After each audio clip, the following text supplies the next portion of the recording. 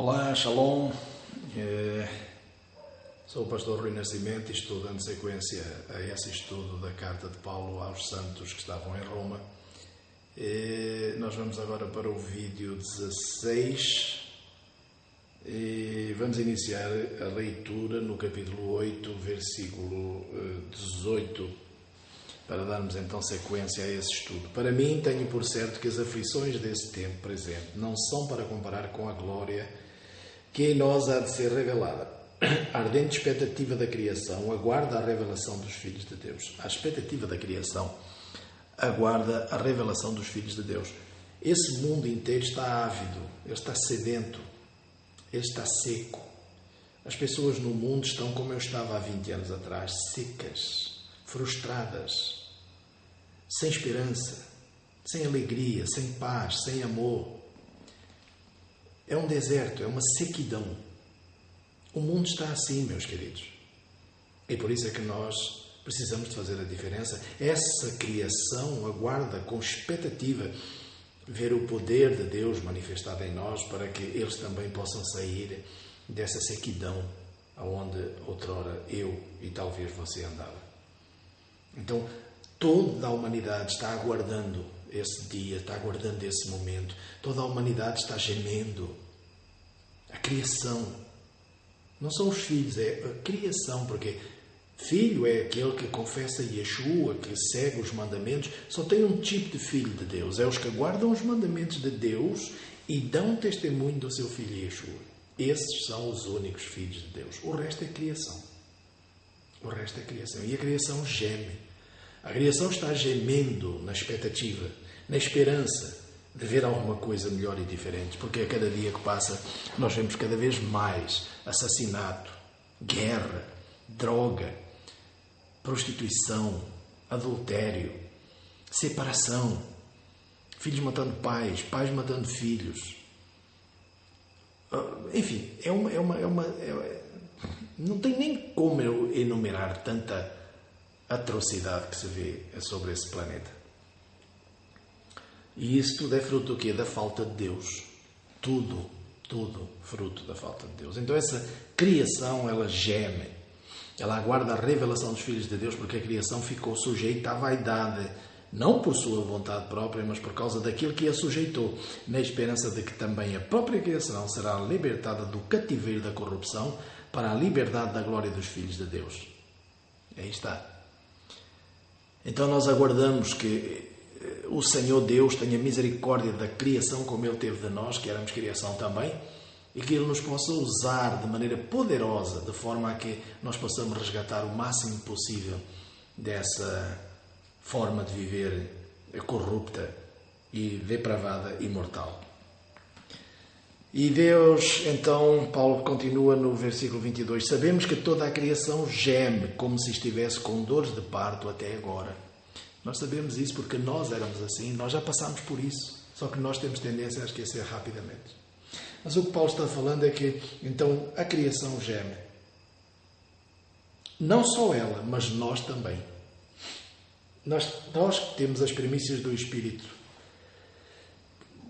Perdão. Nós... Opa. Fazer o quê, né? Nós que temos as primícias do Espírito também gememos em nós mesmos, aguardando a adoção, a saber, a redenção do nosso corpo.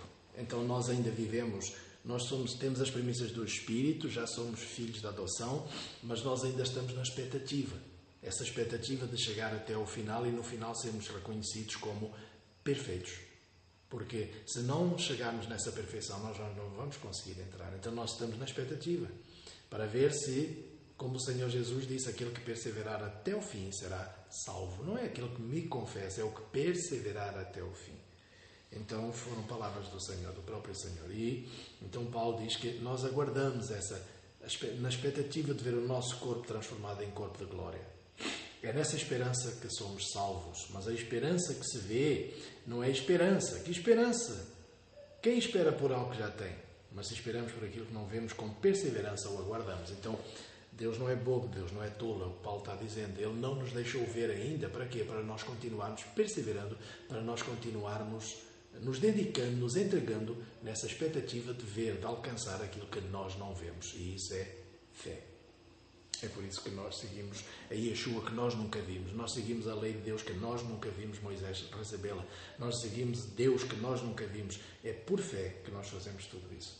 De maneira que também o mesmo Espírito ajuda nas nossas fraquezas. Não sabemos o que havemos de pedir como convém, mas o mesmo Espírito intercede por nós com gemido inexprimível. E aquele que examina os corações sabe qual é a intenção do Espírito, porque segundo a vontade de Deus é que intercede pelos santos. Então os santos são separados, são aqueles que confessam Jesus. Nós confessamos Jesus, somos santos. Ele está dizendo, vocês já confessaram, já estão separados, mas vocês continuam gemendo, ainda estão na expectativa, e por isso é que vocês têm que se esforçar. Versículo 28 diz o seguinte: sabemos que todas as coisas concorrem para o bem daquele que ama a Deus, daqueles que são chamados segundo o seu propósito. Pois os que antes conheceu também os predestinou para serem conformes à imagem do seu Filho, a fim de que ele seja o primogênito entre muitos irmãos. E aqueles que ele predestinou, a esses também chamou. E os que ele chamou, a esses também justificou. E aos que justificou, também glorificou. Aqui existe uma tendência das pessoas dizerem que há predestinação. Que há predestinação. Sim, a predestinação existe. Mas segundo a sabedoria de Deus, não nunca segundo a nossa. A nossa sabedoria, nosso entendimento em relação a sabermos se fomos predestinados ou não, isso não nos cabe a nós saber, não cabe a nós saber quem foi predestinado. Só Deus sabe quem Ele predestinou. É como o Senhor Jesus falou sobre o final dos tempos. Ninguém sabe. Nem os anjos, nem o Filho, só o Pai sabe o dia que Ele preparou. Em relação à predestinação é exatamente a mesma coisa. Eu não posso dizer que eu fui predestinado.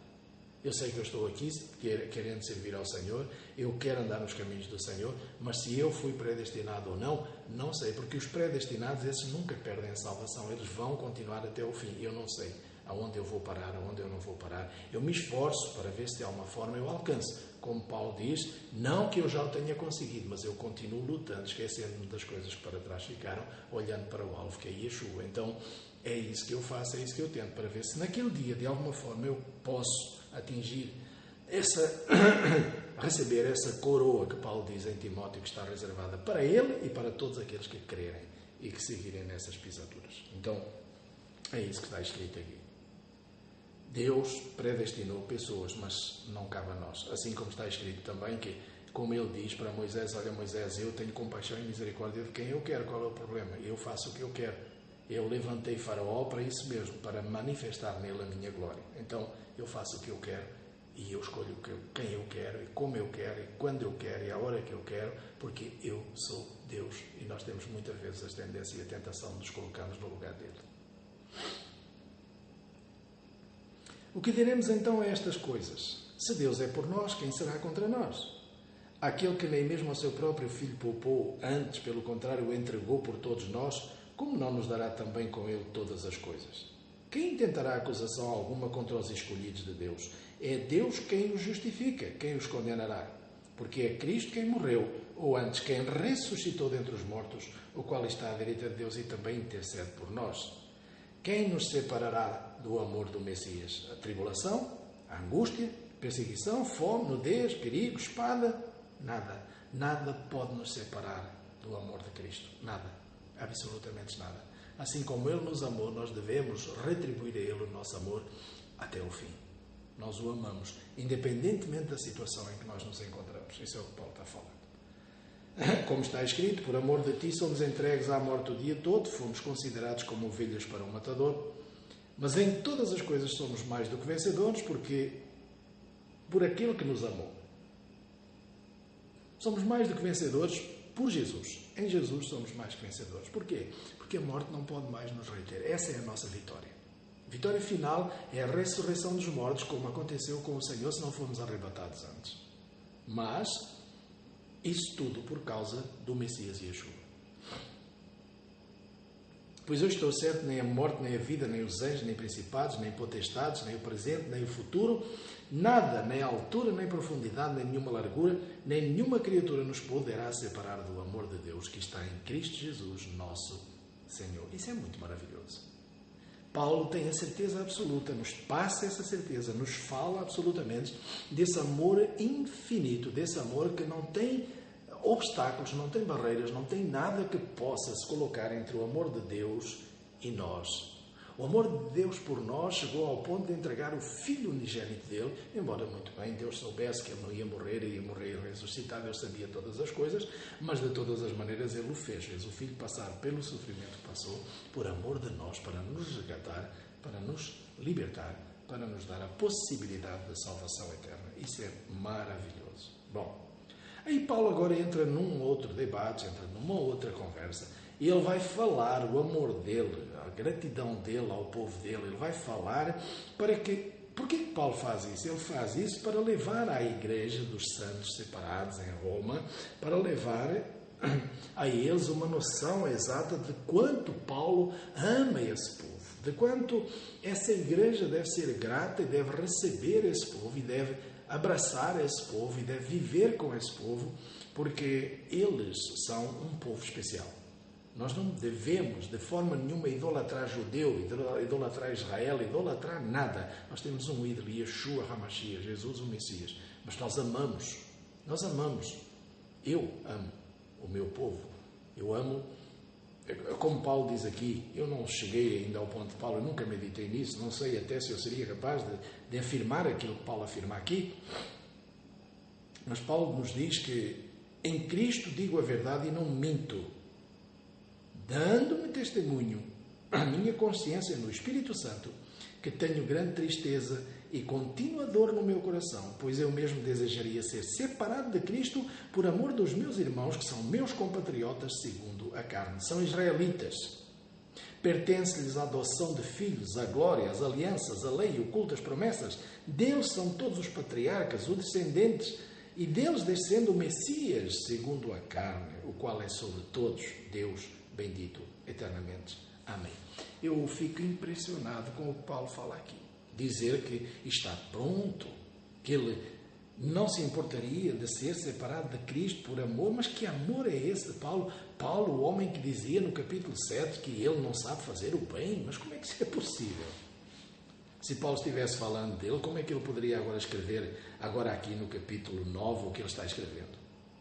Que ele estaria disposto, pelo amor que ele tem ao seu povo Israel, ao seu povo, aos filhos de Jacó, por esse amor ele estava disposto a ficar afastado e longe de Cristo.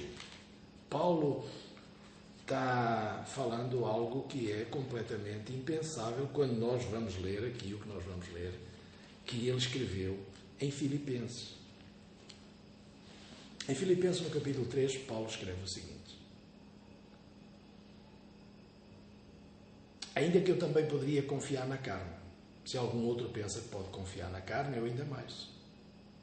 Eu sou circuncidado ao 8º dia da linhagem de Israel, da tribo de Benjamim, hebreu de hebreus, segundo a lei, fariseu, segundo o zelo, perseguidor da igreja, segundo a justiça que há na lei, irrepreensível. Olha o que Paulo era. Agora ele diz o seguinte, no versículo 7. Mas aquilo que para mim era lucro, eu considerei por perda, por causa do Messias. E, na verdade, tenho também por perda todas as coisas pela excelência do conhecimento de Cristo, meu Senhor, por quem sofri a perda de todas as coisas e considero tudo como lixo, para que possa ganhar a Cristo e seja achado nele, não tendo justiça própria que vem da lei, mas a que vem pela fé no Messias, a saber, a justiça que vem de Deus pela fé. Desejo conhecê-lo, conhecer o poder da sua ressurreição, a comunhão dos seus sofrimentos, conformar-me com ele na sua morte, para ver se de alguma maneira posso chegar à ressurreição dentre os mortos. Quando Paulo afirma uma coisa dessas, não é possível que ele tenha escrito que ele está no capítulo 7 de Romanos, fazendo as coisas erradas e estando na carne. Não é possível. Bom, mas a questão aqui é a seguinte: se Paulo considera refúgio e lixo tudo o que ele sabia e adquiriu e teve pelo amor do Messias, ele agora diz que ele quer seguir o Messias, que ele quer conformar-se na sua morte para também ver se consegue ressuscitar com ele. E tudo isso ele faz por amor, e ele diz que ele está disposto a largar tudo isso para ver se ganha alguns irmãos dele, judeus. Ah, irmãos, isso é amor. Isso é amor. Isso é obra do Espírito. Dizer que se eu pudesse, desejaria ser separado de Cristo por amor dos seus irmãos, judeus, que são seus compatriotas, mas que não conhecem o Messias. E hoje nós vemos essas igrejas dizer, essas igrejas da teologia da substituição, dizendo que eles agora é que são o Israel de Deus, que Deus abandonou o seu povo, não quer mais saber deles, mas isso vem lá de Calvino, vem de Lutero, vem de Romanos, vem da Igreja Católica. Não vou entrar por esses méritos, que eu já falei disso em muitos vídeos. Vamos nos ater ao estudo, senão não vamos precisar de uns 50 vídeos para o estudo dessa carta. Vamos ficar por aqui. Então, Paulo está falando de um amor muito grande que ele tem aos seus irmãos, ao seu povo, à sua nação. E você e eu, que amor é que nós temos à nossa nação, ao nosso povo, mesmo ao povo do Brasil, como eu falando como português, ao povo de Portugal. Eu desejaria ganhar a nação portuguesa para Deus. Eu desejo, oro isso há anos que eu oro a Deus para Ele me dar essa graça de eu ganhar essa nação portuguesa, que é uma nação completamente perdida, uma das nações mais católicas do mundo, mais horrorosas, espiritualmente morta, devassada, enterrada. Eu oro muito ao Senhor para Ele me dar os meus irmãos portugueses, para Ele me dar essa nação. Tem 20 anos que eu oro. Se algum dia você me vir lá pregar e ganhando almas, você vai saber que Deus ouve as nossas orações. Eu desejo muito ganhar aquele povo tão corrompido e tão dominado pelos demónios. Aí Paulo continua no versículo 6. Eu não digo isso porque a palavra de Deus falhou, porque nem todos os que são de Israel são israelitas. Nem por serem descendência de Abraão são todos seus filhos. Pelo contrário, está escrito que em Israel será chamada a tua descendência, isto é, não são os filhos da carne que são filhos de Deus, mas os filhos da promessa são contados como descendência de Abraão. Nós hoje fazemos parte dessa descendência de Abraão, filhos da promessa. Eu creio, sinceramente, que nós somos todos ovelhas perdidas da casa de Israel, que fomos resgatados, aqueles que amam ao Senhor, que guardam os mandamentos e que confessam o Messias e Yeshua. É a minha convicção. Pois a palavra da promessa é esta: por esse tempo virei e Sara terá um filho. Não somente esta, mas também Rebeca, quando concebeu de um só Isaque, nosso pai. No entanto, não tendo eles ainda nascido, nem tendo feito bem ou mal para o propósito de Deus, segundo a eleição, para que ficasse firme, e não por causa das obras, mas por aquele que chamava, foi-lhe dito a ela: o maior servirá ao menor. Como está escrito: amei Jacó e aborreci Esaú. O que diremos então? Há injustiça da parte de Deus? De maneira nenhuma. Pois ele diz a Moisés: eu compadecer-me-ei de quem me compadecer e terei misericórdia de quem eu tiver misericórdia. Assim, pois, não depende daquele que quer, nem daquele que corre, mas de Deus que se compadece. Porque a Escritura diz a Faraó: por isso mesmo te levantei para em ti mostrar o meu poder e para que o meu nome seja anunciado em toda a terra. Logo, pois ele se compadece a quem quer e endurece a quem quer. Bom, Paulo, eu já falei disto há pouquinho, Paulo está dizendo aqui, está dando aqui um detalhe, está trazendo um detalhe sobre a soberania de Deus, sobre a vida de qualquer um de nós e sobre o plano de Deus. Ele está dizendo que aquilo que nós estamos fazendo não é plano nosso, é plano de Deus, e nós estamos sujeitos a tudo o que Deus planejou para as nossas vidas e, portanto, devemos nos conformar com aquilo que Deus planejou para nós e servi-lo sempre em espírito e em verdade. Aí, Paulo imagina o interlocutor pensando e dirá: diz-me-ás então, tu que estás além dessa carta, vais dizer então: então porquê ainda se queixa ele? Não é? Porquê que Deus ainda se pode queixar de alguma coisa se ele faz o que ele quer? Mas então Paulo diz assim, e então ele diz: ninguém pode resistir à sua vontade. Então Paulo diz: mas, homem, quem és tu que estás questionando a Deus? Por acaso dirá a coisa formada àquele que o formou: por que me fizeste assim? Como se você fosse o barro e o oleiro te fez um vaso e você questiona o oleiro diz: porque é que eu tenho só uma asa de um lado e você não fez duas? Não existe essa possibilidade. Deus é soberano, Ele faz tudo como Ele quer, dentro dos princípios dEle, dentro dos planos dEle, e nós não temos condição nenhuma de questioná-lo em coisa nenhuma. Nós somos escravos, não somos servos. E Paulo diz isso mesmo que eu estou falando aqui. Ou por acaso não tem o oleiro poder sobre o barro para da mesma massa fazer um vaso de honra e outro de desonra? E que direis, se Deus, querendo mostrar a sua ira e dar a conhecer o seu poder, suportou com muita paciência os vasos da ira, preparados para a perdição, a fim de que também desse a conhecer as riquezas da sua glória nos vasos da misericórdia, para que a glória já antes preparada, os quais somos nós, a quem chamou, não só dentre os judeus, mas também dentre os gentios. Portanto, Paulo está dizendo, veja bem, ele estava escrevendo para os judeus, porque ele diz aqui, os quais somos nós quem? Judeus, a quem ele chamou. Não só judeus, mas também dentre os gentios. Ele chamou quem? As ovelhas perdidas da casa de Israel. Minha convicção. Como dizem em Oséias, chamei o meu povo aquele que não era meu povo, e amada aquela que não era amada. No lugar em que lhes tinha dito, vós não sois meu povo, aí serão chamados filhos do Deus vivo. Isaías clamava acerca de Israel e dizia, ainda que o número dos filhos de Israel seja como a areia do mar, o remanescente é que será salvo. Pois o Senhor executará a sua palavra sobre a terra, complementando-a e abreviando-a. Como antes disse Isaías, se o Senhor dos exércitos não nos deixasse uma descendência, teríamos sido feitos como Sodoma e seríamos semelhantes a Gomorra. Então, o que diremos? Que os gentios que não buscavam a justiça a alcançaram? Sim, mas a justiça que vem da fé. Mas Israel, que buscava a lei da justiça, não chegou a atingi-la. Porquê? Porque não a buscou pela fé, mas como que pelas obras da lei. Tropeçaram na pedra de tropeço, como está escrito. Vede, eu coloco em Sião uma pedra de tropeço, uma rocha de escândalo, e todo aquele que nele crer não será confundido. Essa rocha de escândalo, essa pedra de tropeço é Jesus. E aquele que crer nele não será confundido.